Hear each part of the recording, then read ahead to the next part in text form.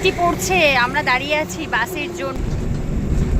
জাগুলিতে দাঁড়িয়ে আছি, এখান থেকে আবার একটা বাস ধরবো। কোথায় ছিলাম, কোথায় চলে আসলাম, তাই না? যে খাচ্ছে এক ঘুম, বাপের বাড়ি আসলে কি আর ঘুম হয়? আজ সকাল সকাল রেডি হয়ে যাচ্ছি, কেন বলো তো? বাপের বাড়ি যাব বলে। হ্যাঁ, আবারও যাচ্ছে বাপের বাড়ি। এই কয়েকদিন আগেই ঘুরে আসলাম, কিন্তু অনেক দিন ভেবেছিলাম থাকবো গিয়ে, কিন্তু বাবানের পরীক্ষা বলে বেশি দিন থাকতে পারিনি। তাই এখন আবার যাচ্ছি। এখন পরীক্ষা শেষ হয়ে গেছে, কয়েকদিন একটু ফাঁকা আছে, তাই ভাবলাম যে একটু ঘুরে আসি। আমি আর বাবানি যাচ্ছি, দুজনা মিলে। বাড়ি থেকে আর কেউই যাচ্ছে না, আমরা ভাবছি বাসেই যাব, কারণ দুজনা মিলে যাচ্ছি তো বাসেই কৃষ্ণনগরে যাচ্ছি। এসে দাঁড়ালাম, এখন বাস ধরবো, তারপরে আবার যাব জাগুলিতে, জাগুলি গিয়ে নামবো।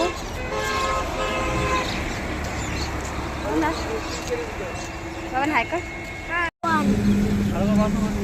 বলে দাও আমি কিসে পড়ি।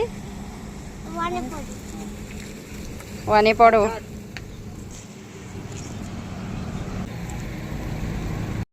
বৃষ্টি পড়ছে, আমরা দাঁড়িয়ে আছি বাসের জন্য, বাস আর পাচ্ছি না। এই যে আমি বাবু, আর এই যে আমাদের ব্যাগ। বাসের জন্য দাঁড়িয়ে আছি, বাস পাচ্ছি না, দেখা যাক কখন পাই। কৃষ্ণনগর দাঁড়িয়ে আছি, দাঁড়াও বাবু, এদিকে মার দিকে, মার দিকে, মার দিকে, মার দিকে। তো বাড়ি থেকে বেরিয়ে টোটোতে করে কৃষ্ণনগর এসে কিছুক্ষণ দাঁড়িয়েছিলাম। সকালে বৃষ্টি হচ্ছিল, বৃষ্টি মাথায় করেই বেরিয়েছি। তারপর হাফ রাস্তায় এসে দেখি আর বৃষ্টি কমে গেছে। তো দেখো, কৃষ্ণনগর থেকে আমি একটা বাস পেয়ে গেছি, বাসটা একদম ফাঁকাই ছিল, আর সিটটাও পেয়ে গিয়েছিলাম। আমি আর বাবান বসে পড়েছি। তাড়াহুড়ো করে বেরিয়েছিলাম সকালবেলা, 10টার সময় বেরিয়েছিলাম। তো দেখো, তারপর বাবান বায়না করছে যে কিছু খাবে। কিছু বলতে তো ওর একটাই খাবার প্রিয়, সেটা হচ্ছে কুরকুরে, আর আমি ব্যাগে করেই নিয়ে এসেছিলাম কুরকুরেটা, বাবানকে দিয়েছিলাম। আর বাবান জানলা দিয়ে সবটা দেখছিল, দেখতে দেখতে যাচ্ছিল। ও বেশিরভাগই তো বাড়ির গাড়িতে 4 চাকায় গিয়ে অভ্যাস, বাসে একটু কমই যাতায়াত করি আমরা। তো বাবানকে নিয়ে যেহেতু আমি এসছি, এই জন্য বাসে এসছি। ও খুব আনন্দ পাচ্ছিল, বেশ বাসে করে আসছে, অনেকক্ষণ বসে বসে দেখতে দেখতে আসছে। তো তারপর আমরা দুজনেই কিছু খাচ্ছিলাম, আমিও কিছু নিয়ে এসেছিলাম ব্যাগে করে। বাসে বসে বোরিং হচ্ছিলাম, তো খাচ্ছিলাম এই জন্যে। বাবানও খাচ্ছিল, আমিও খাচ্ছিলাম, আমরা দুজনেই খাচ্ছিলাম আর দেখতে দেখতে যাচ্ছিলাম সবটা। রাস্তা ফাঁকাই ছিল, মাঝখানে গাড়ি কতক্ষণ দাঁড়িয়েছিল। আমাদের বাড়িতে যেতে বেশি, কৃষ্ণনগর থেকে জাগুলি বেশিক্ষণ লাগে না। এখন রাস্তা খুবই ভালো হয়ে গেছে, খুব সুন্দর রাস্তা হয়েছে। এখন 1.5 ঘন্টা কি 1.25 ঘন্টার মধ্যেই চলে আসা যায়। তো এই জন্য দেখো, আর বাবান এরপর এখন খাচ্ছে কেক। ও একটার পর একটা বায়নাই করছে। আর রানাঘাটও চলে এসেছি। রানাঘাট আসলে না আমার মামার বাড়ির কথা মনে পড়ে, কারণ আমার মামার বাড়ি তো রানাঘাট। ওই জন্য যখনই রানাঘাটের ওপর দিয়ে যায় না, তখনই মামার বাড়ির কথা মনে পড়ে।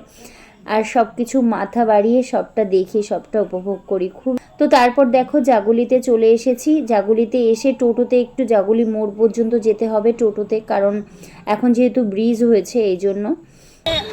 টোটোতে উঠেছি, আমিও নামবো এখানে। বাবু নামো, বাবু নামো, চল এবার যাই, এবার দেখি আবার বাস পাই কিনা। যাই দেখি বাস পাই কিনা। জাগুলি এসছি, বাস নেই, চল বাস ওখানে দাঁড়াবো, চল বাস নেই। বাস থেকে নেমেছি, নেমে তারপরে এখন আসলাম জাগুলিতে। জাগুলিতে দাঁড়িয়ে আছি, এখান থেকে আবার একটা বাস ধরবো। এই যে আমি আর বাবান একটা দোকানে দাঁড়িয়ে আছি, বৃষ্টি পড়ছে ঝিরিঝিরি, এই জন্য দাঁড়িয়ে আছি দোকানে। আবার বাস ধরবো, আরেকটা বাস ধরবো, আর বেশিক্ষণ নেই, বেশিটা টাইমে চলে এসেছি। আর 8 ঘন্টা মতো বাকি, 30 মিনিট মতো বাকি। হ্যাঁ, দাঁড়িয়ে আছি, দেখা যাক কখন বাস আসে। বাবু ব্যাগ আছে, কিন্তু ব্যাগটা বেশিক্ষণ দাঁড়াতে হয়নি, বাস পেয়ে গেছি।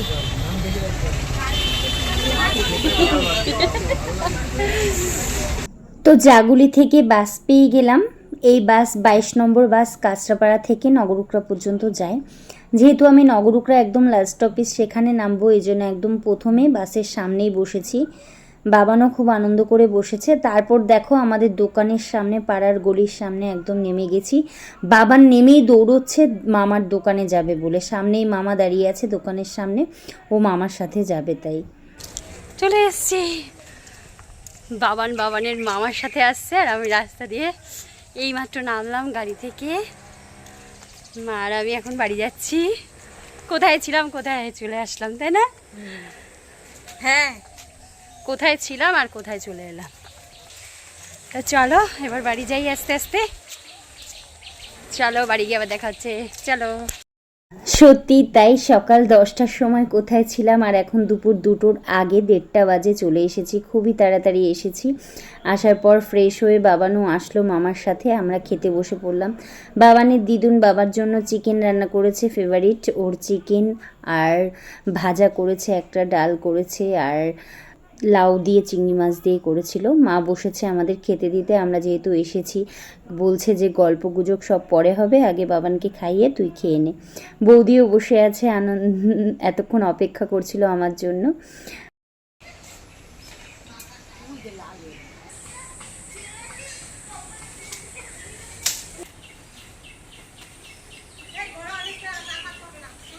পাকা গাছে পেয়ারায় ভর্তি, জানো না তো। তো ফ্রেন্ড, বাবান এদিকে ঘুমোচ্ছে, আর আমি বাপের বাড়ি আসলে কি আর ঘুম হয়? বসে বসে পেয়ারা খাই। আমার ব্লগটা এইটুকুই। কেমন লাগলো তোমরা প্লিজ কমেন্ট করে জানিও। টাটা, ভালো থেকো।